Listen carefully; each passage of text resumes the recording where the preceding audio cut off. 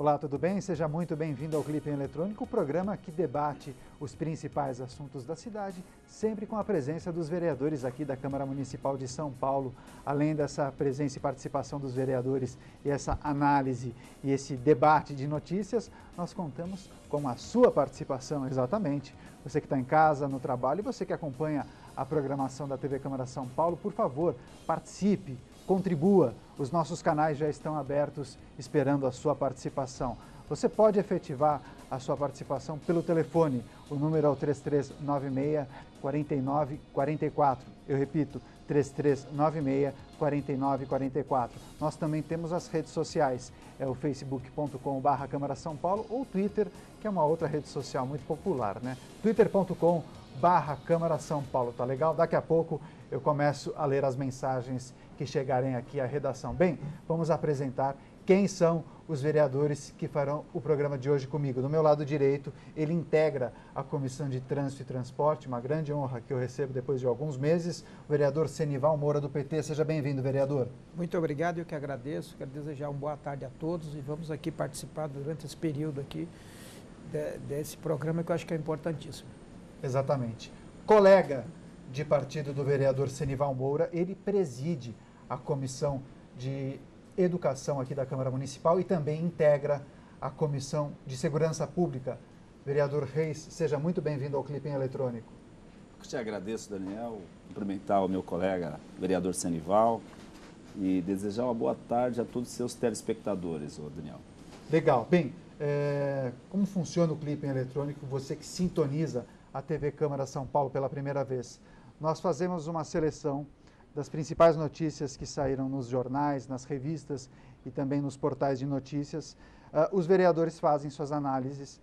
Eu costumo dizer que de vez em quando eles concordam, de vez em quando eles discordam, mas você aí em casa faz a sua avaliação, sua análise desse debate democrático, tá legal? Bem, hoje eu vou começar com um assunto que tem sido debatido, mas pelo menos encerrou, pelo menos até o presente momento, e é destaque nos jornais, é a notícia de número 1, tem manchete no ar. Saiu no Estadão, Câmara aprova aumento de IPTU para terreno ocioso, Secov vê lei inoportuna. Projeto da gestão Haddad retira travas de 2013 e permite reajuste em 2016 para 79 mil imóveis da capital, o que criará uma renda extra de 150 milhões de reais para a Prefeitura. O placar da votação aqui na Câmara foi de 28 votos a favor e 16 contrários. Com isso, o projeto obteve um número mínimo para aprovação, segundo o regimento, naturalmente, da Câmara Municipal. E aí tem uma fala aqui destacada do vereador Paulo Fiorilo, também do PT. Os imóveis que você tem em obras ou com obras paralisadas continuam com as travas. Nós estamos falando daqueles imóveis usados para especulação imobiliária. Para esses, é justo, refere-se ao aumento. E aí o presidente do Sindicato da Habitação disse que o momento é inoportuno, porque penaliza uma indústria que já passa por dificuldades. Essa rodada de análises, eu começo com o vereador Senival Moura. O vereador Fiorilo, seu colega, disse que a medida serve também para combater a especulação imobiliária. Agrada a proposta, vereador? Eu acho que é positivo e acerta o prefeito quando envia um projeto desse à casa, porque esses terrenos que estão lá ociosos, e aí não dá para a gente concordar com o presidente do Secov, alegando que é um momento inoportuno. Não é. Sabe por que não é inoportuno? Porque essas áreas estão lá há muitos anos. Eles já poderiam ter feito investimento, poderiam ter apresentado uma outra proposta para a Prefeitura. Então, a Prefeitura fez, no meu ponto de vista, corretamente, porque nós nos deparamos em todos os pontos da cidade com diversas áreas que encontram-se nessas condições aí e causando problema para a comunidade, causando problema para os moradores, para a vizinhança, porque, por vezes, tem reclamação por problema de sujeira, etc. e tal, e os donos não tomam providência. Então, acho que a Prefeitura está fazendo isso, tem que cobrar mesmo mais impostos. O projeto foi aprovado aqui, eu acho que é importantíssimo. Perfeito. Agora, eu passo a palavra para o vereador Reis, e nós, ainda que o momento seja considerado de crise, mas o preço do metro quadrado em São Paulo ele é bem alto. Você acha que essa medida pode ter algum tipo de impacto no valor dos imóveis ou não? Não é essa a leitura que é possível fazer? do desdobramento desse aumento? Eu acredito que essa questão de aumento do metro quadrado, na crise que nós estamos vivendo, não tem muito cabimento. Você observa que várias incorporadoras, elas estão inclusive fazendo promoções dos seus apartamentos que estão encalhados, né? Estão encalhados, não estão vendendo. Então, eu acho que o metro quadrado em São Paulo é muito caro. Ele tem que cair de preço mesmo. Eu acho, porque eu vou ver assim, um momento que estava se vendendo muito, eles foram aumentando os preços, né? Você pega casos aí que valorizou 200, 300, 1000%. Tem imóveis aí que há 2, 3 anos atrás custava 150, 200 mil reais, hoje está custando 800, 900 mil reais. Quer dizer, isso até inviabiliza os negócios. As pessoas, elas lutam tanto para comprar um determinado imóvel e depois não consegue por conta dessa especulação imobiliária que tem mesmo, que estava tendo muito forte, né? Então, as empresas compram aqueles imóveis, deixam ver até quando vai, até que teto chega de valor do metro quadrado para depois fazer os seus lançamentos. E você pega apartamentos aí de 30 metros quadrados, de 20 metros quadrados, eles vendendo a 12, 13 mil reais o metro quadrado. Usando a frase daquele famoso comunicador dominical, está cada vez mais difícil realizar o sonho da casa própria. Exatamente. Então, como que a classe média, que esses imóveis geralmente são comprados pela classe média, como que ela vai poder ter o seu apartamento nessa lógica? Então, eu acredito que a tendência é de queda de preços, né, desses imóveis, né? A gente percebe isso com as promoções que as empresas estão fazendo. Elas têm que vender, elas têm que fazer funcionar.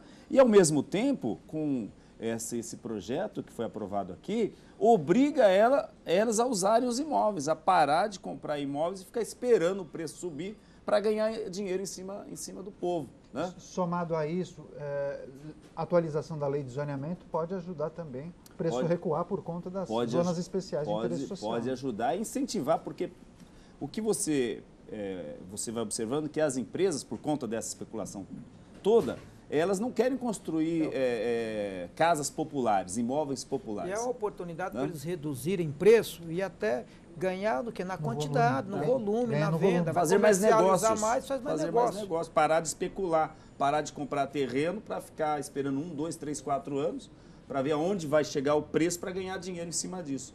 Então, produzir mais moradias mesmo, mais imóveis, aí, destinar imóveis à população, de forma que o preço caia e que realmente possa as pessoas comprarem o volume, conforme disse o vereador Senival, ganhar pelo volume de negócios e não pela especulação imobiliária. Pela unidade, né? E é verdade, é bem observado isso, porque dia desses eu estava conversando com uma pessoa muito envolvida com o setor e ele me disse que, invariavelmente, as construtoras identificam um terreno que tem um potencial de construção de um edifício. Ela compra aquele imóvel, demole a casa. E aí ela aluga para um camarada administrar como se fosse um estacionamento. E ela tenta comprar as casinhas ao redor, para daí fazer um empreendimento com piscina, quadra esportiva. Mas aí é um imóvel de alto padrão, como bem disse o senhor, talvez com metro quadrado de 13, 14 mil reais, o que fica impraticável para a grande parte da população. Não é verdade? Bem, vamos mudar um pouco. Falamos de IPTU, do reajuste para 79 mil imóveis em São Paulo, mas agora eu quero falar de uma medida curiosa. Saiu hoje no Estadão, notícia 2, manchete no ar. Haddad proíbe placa preta em carro municipal. A medida entra em vigor na próxima segunda-feira, dia 5. Hoje, há aproximadamente 150 placas chamadas autolacradas de cor preta. E o Estadão apurou que o prefeito aboliu as placas para evitar o envolvimento dos carros oficiais com infrações de trânsito, já que alguns motoristas de veículos da gestão abusavam da chancela oficial. Eu começo essa análise com o vereador Reis. Vereador, é o prefeito dando exemplo? É um excelente exemplo esse que o prefeito deu, e eu acho que outros órgãos devem seguir esse exemplo do prefeito Fernando Haddad, como a própria Justiça. O Tribunal de Justiça tem um monte de carro lá com placas de bronze, a Assembleia Legislativa de São Paulo, o governo do Estado de São Paulo. Ou seja, é igualdade. é dar igualdade a toda a circulação de veículos na cidade. Por que que o secretário tem que andar com placa de bronze, com placa preta, escondendo os dígitos? Passa em alta velocidade, usa o corredor de ônibus e o radar não tem como multá-lo, né? Aí você pega outros órgãos também da administração pública, tem que dar o exemplo.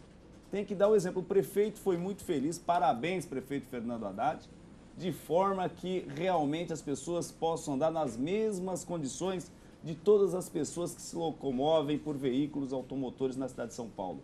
Não tem que ter, não tem que ter essa situação onde aquele que detém o poder, que possa ter um carro e pôr a placa lá de bronze, possa então ficar fazendo as suas travessuras no trânsito, muitos estacionam em locais proibidos, né? Então é isso aí, não, a placa é igual para todo mundo e os outros órgãos aí que nós temos na cidade de São Paulo, outros órgãos do governo também eu acho que deve seguir esse mesmo modelo que o prefeito colocou. O exemplo não tem que ter privilégios, não tem que ter privilégio. O cidadão, quando ele está dentro do ônibus e passa um carro lá com aquela placa preta escondendo, ele fica, tá vendo? Ó, eu estou aqui 2 horas aqui nessa fila, eu demoro 2 horas para chegar na minha casa, aí passa esse ônibus, corta todo mundo, passa esse carro aqui com essa placa, corta todo mundo, vai embora e eu fico aqui. Então, não, tratamento igual para todos. Depois contra o poder público. Exatamente. Bem observou o vereador Reis, né? O senhor integra a comissão de trânsito e talvez o ditado tenha que mudar. Faço o que eu digo, faço o que eu faço. Né? Mas não faço o que eu digo, mas não faço o que eu faço. Mas a gente tem que mudar, né? Isso, então, veja bem.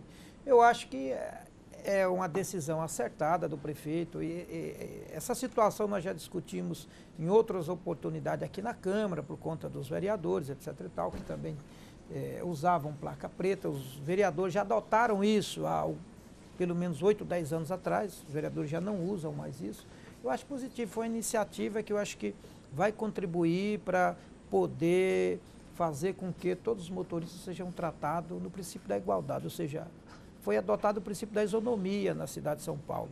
Agora, da forma que disse o vereador Reis... Deve ser estendido. Deve ser estendido, acho que é positivo, e fazer com que isso realmente seja cumprido, tá certo? Então, tem muitos veículos da Secretaria, das repartições públicas, são cerca de 150, mas que, de certa forma, esses carros, por ter...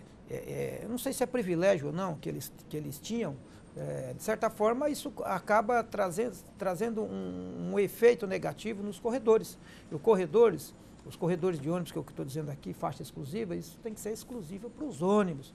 Tá certo? Nem o táxi eu acho que deveria estar ali, mas adotaram isso, eu sempre me posicionei contrariamente ao táxi nos corredores, mas foi adotado e agora com a exclusão desses carros aí eu acho que fica melhor.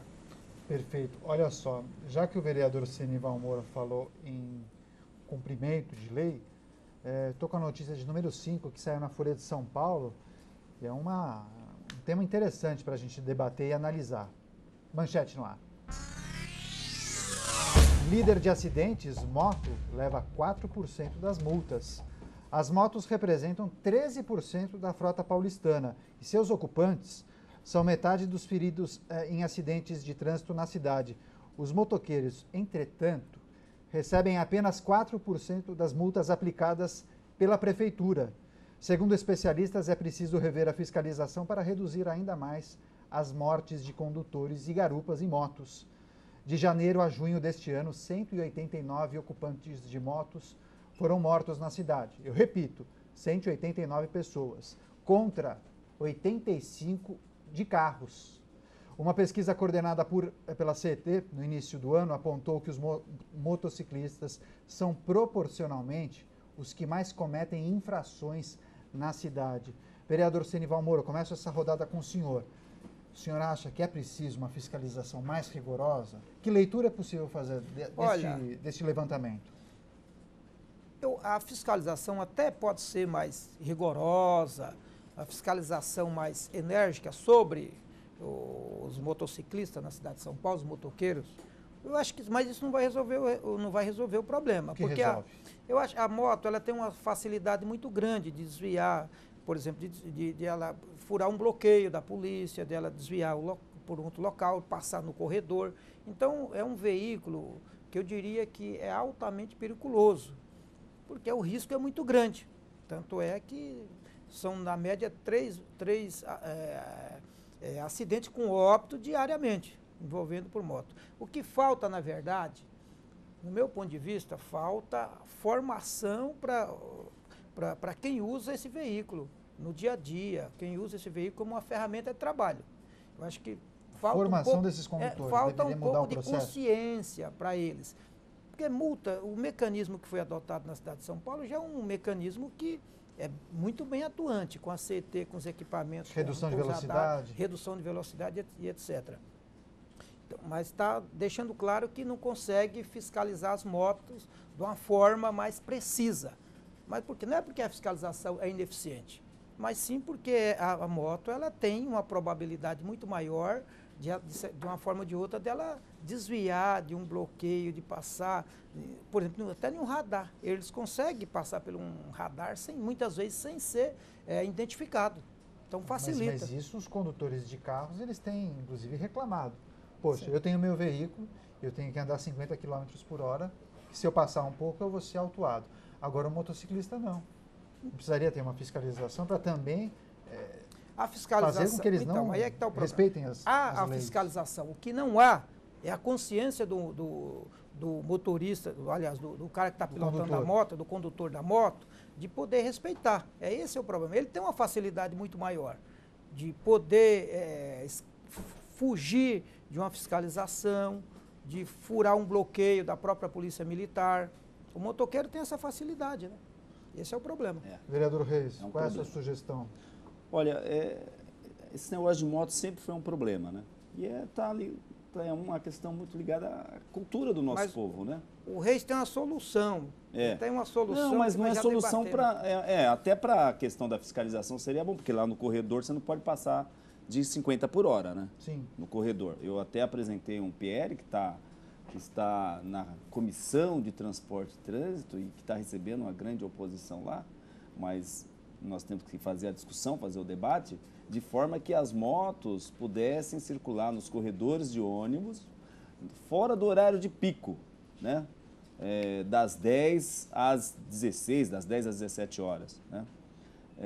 De forma, como já acontece em alguns países envolvidos, como Londres, né? na Inglaterra, Portugal, Escócia, né? Os motociclistas eles usam as faixas exclusivas de ônibus para poder se deslocar. E com isso você evita os acidentes. Isso aí é uma medida mais para garantir essa redução de acidentes que tem com um motociclista na cidade de São Paulo, que isso custa muito caro para a cidade. Se gasta muito dinheiro, né, com SAMU, com resgate, com tempo perdido. Você imagina quando tem um acidente de trânsito envolvendo uma motocicleta ali na Marginal, trava a cidade, ninguém mais anda, né? Um único acidente lá, que às vezes leva-se 2 horas para chegar lá um resgate e leva-se 2 horas para chegar à perua do bombeiro. Por quê? Porque o trânsito não deixa chegar lá, é difícil você se locomover em São Paulo, né? Então, é por isso que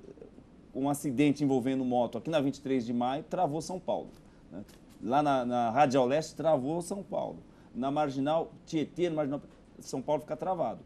Então, de forma que essas motocicletas pudessem, então, circular nesses corredores fora do horário de pico. Tem determinadas faixas exclusivas que fora do horário do pico não tem tanto movimento de transporte coletivo. Então, eu acho que é possível conciliar e você ter uma condição melhor de fiscalizar, porque ela circulando na faixa de ônibus, a moto tem que andar 50 km por hora. Então, o objetivo é proteger a vida, não é dar velocidade para a motocicleta.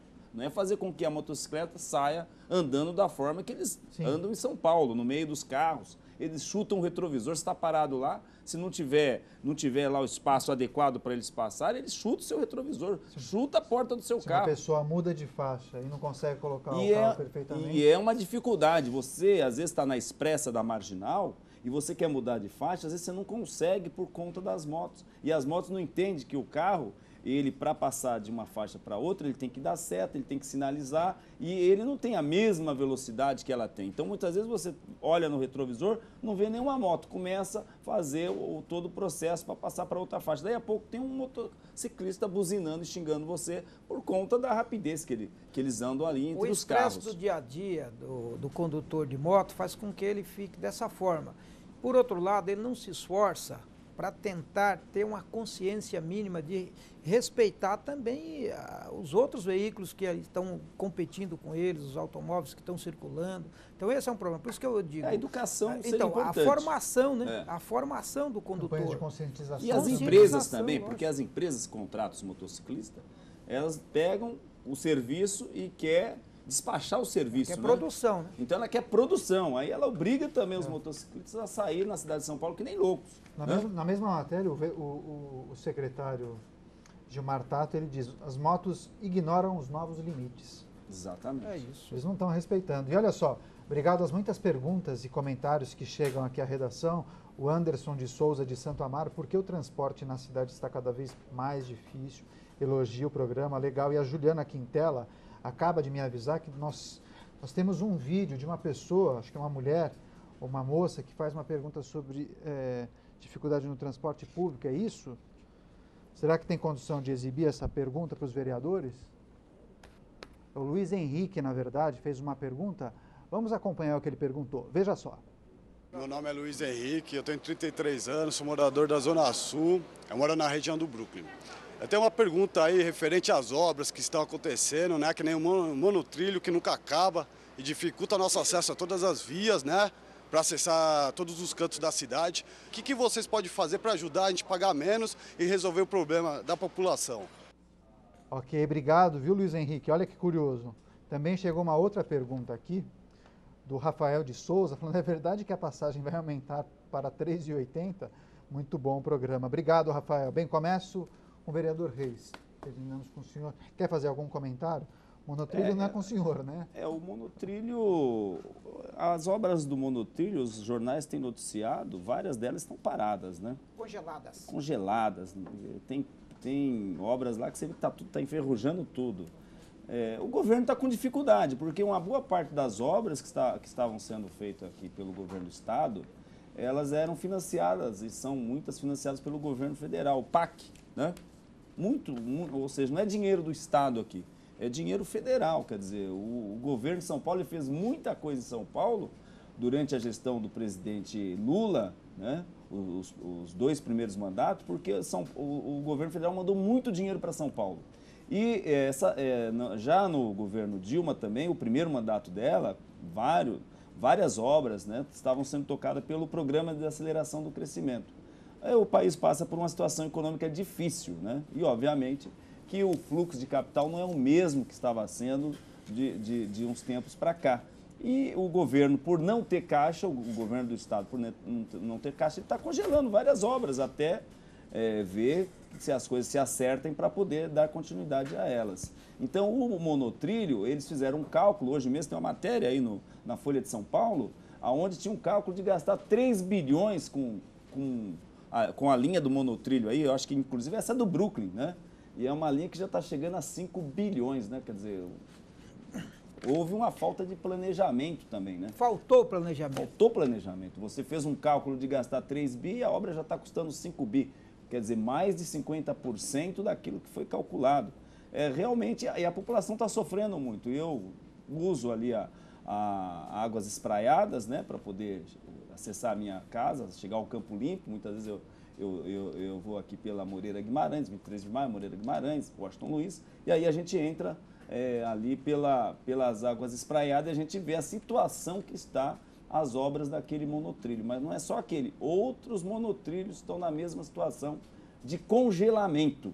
A gente espera que o governo, que se diz eficiente, né, um governo que sempre falou que dá resposta, que faz e acontece, e ganhou as eleições, pregando esta eficiência tucana, que eles realmente provem essa eficiência para a população de São Paulo.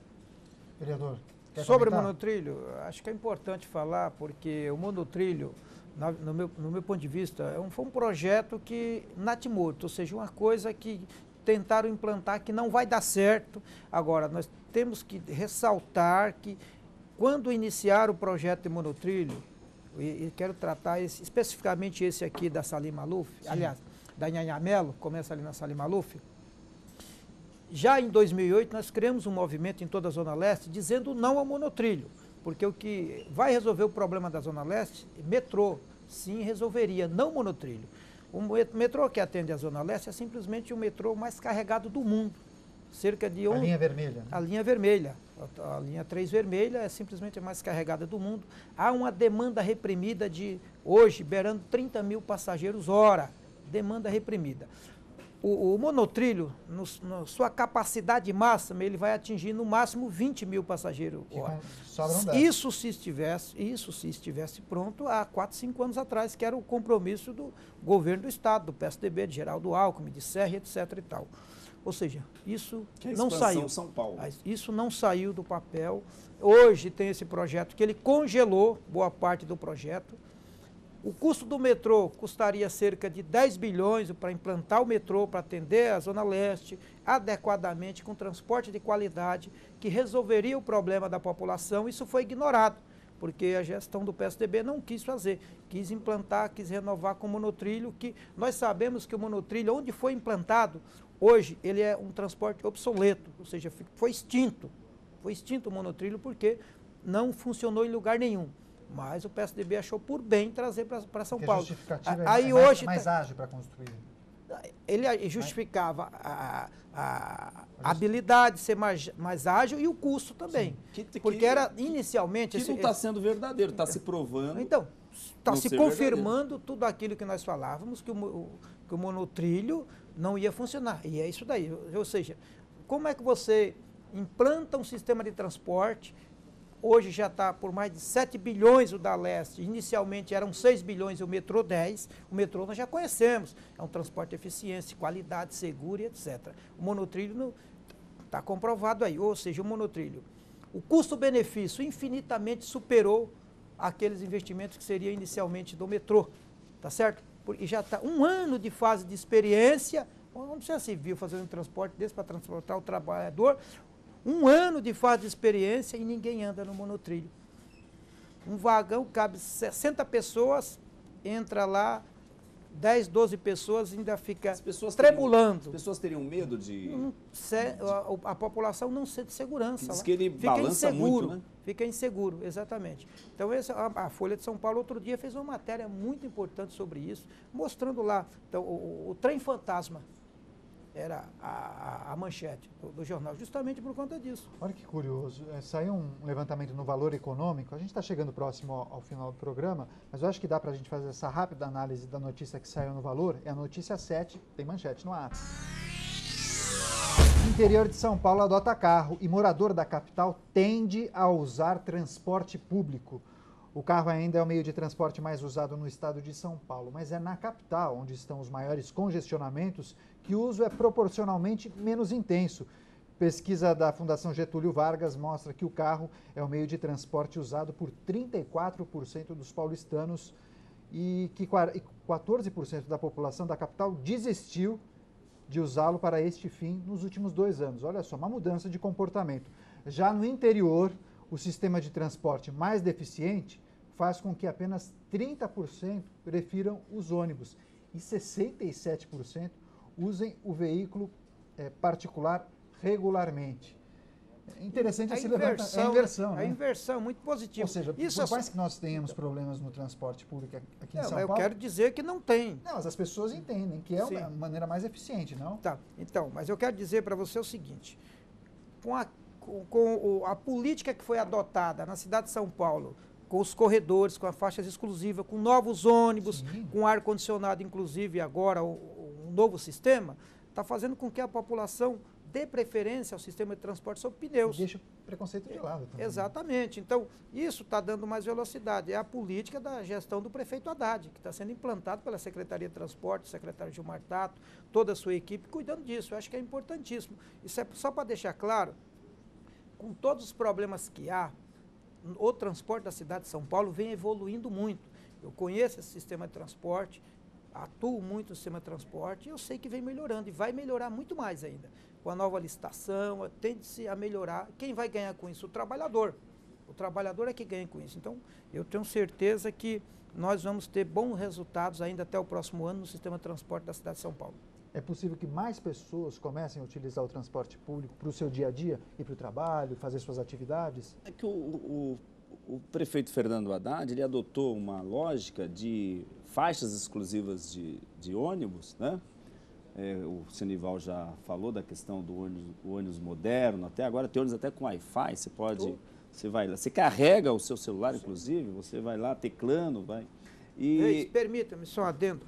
Todos os ônibus novos Doravante, ingressar no sistema, todos eles já virão adaptados para todos esses equipamentos. Então, essa modernidade e essa agilidade é que faz com que as pessoas vai vendo vai observando que o carro não é o meio mais eficiente de transporte, né? O ônibus, ela está ganhando tempo com o ônibus. Ela gasta um tempo menor para chegar ao trabalho, para voltar depois para a sua residência, com conforto,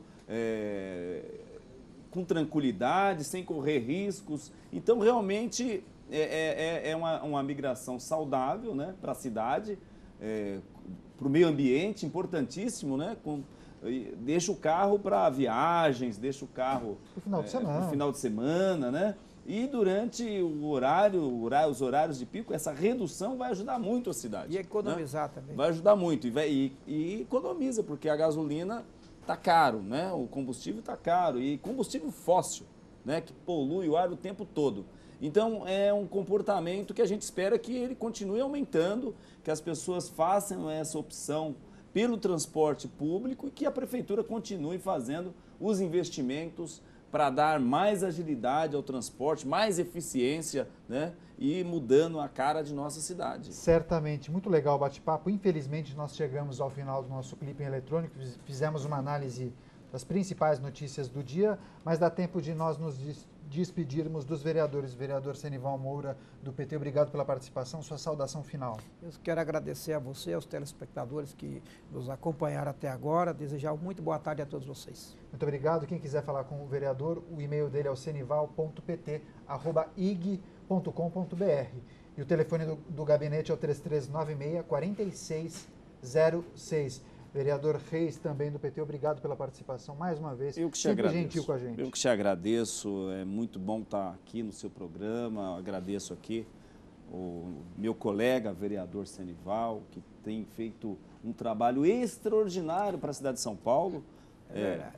E que a gente sabe realmente, os vereadores que têm um compromisso com a cidade. Então, o Senival é um vereador que a gente percebe a luta dele na questão do transporte público de qualidade e desejar uma boa tarde aqui para todos os seus telespectadores. E espero que muito em breve você possa nos convidar para estar aqui conversando esse papo saudável, prestando contas para a nossa população, a nossa cidade. É muito importante para nós o seu programa. Legal, muito obrigado, vereador. O e-mail dele é o reis13651@bol.com.br e o ramal é o 3396-4021. Não temos mais tempo por uma razão muito simples. A sessão plenária está chegando. Às 3 horas da tarde começa a transmissão aqui pela TV Câmara São Paulo. Tá legal? Um grande abraço e até a próxima edição do Clipe em Eletrônico. Terça-feira estamos juntos. TV Câmara São Paulo, informação para a cidadania.